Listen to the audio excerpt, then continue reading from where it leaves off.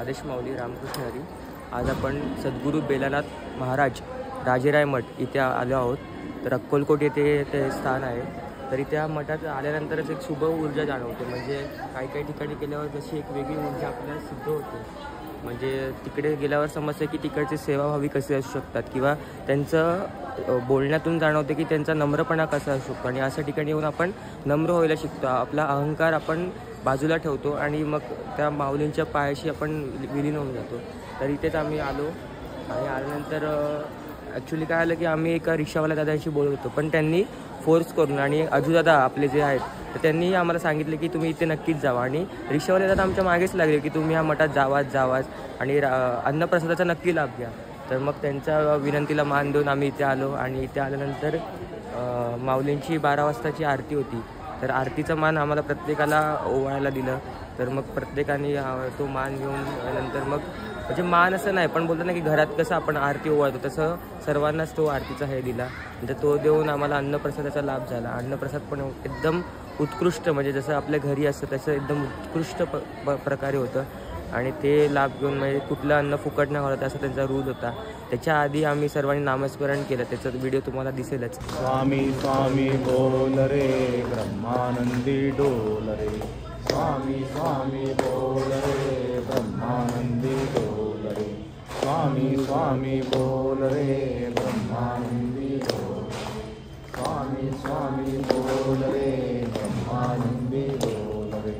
तर ते नामस्मरण झाल्यावर आम्ही अन्नप्रसादाचा लाभ घेतला. आणि मग पण त्यांचं असं आहे की जसं तुम्हाला लागेल तसं घ्या, उगाच घेऊन फुकट नका घालू.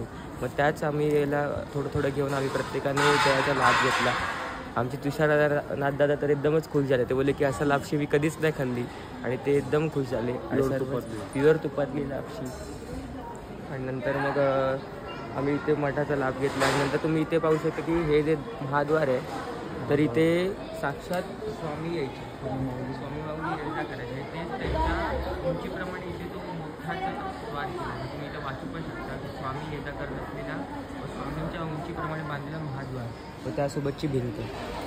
आणि नंतर मग इथे जे पादुका ठेवल्यात तर त्या साक्षात स्वामींनी स्वतः प्रस्थापित केल्यात. म्हणजे त्याचा फोटो पण इथे आपण बघू शकता. 1877ला त्या पादुका स्थापित झाल्यात. आणि हे मोठं असा मठाचा परिसर आहे. शांत अधिष्ठान आहे. पार्किंग पण एकदम आहे. म्हणजे तुम्ही गाडी घेऊन आला तर पार्किंगही इथे करू शकता. आणि त्यांचं इथे राहण्याची पण सोय आहे. AC नॉन AC हॉल आहेत. तेच रूम आहेत. आणि त्याचे पण रेट म्हणजे जसं जे असेल त्याप्रमाणे असतील. पण ते कसं आहे की तुम्ही इथे असं समजू नका की एवढे कसे रेट किंवा हे कसे रेट. जे असेल त्याला तुम्ही मान द्या. म्हणजे तुम्ही बाहेर लॉजला तर तेव्हा आपण 2,500-3,000 सहज खर्च करतो. पण इथे आपण त्याला कंजूसी करतो. पण ते न करता तुम्ही इथे नक्कीच त्याचा लाभ घ्या.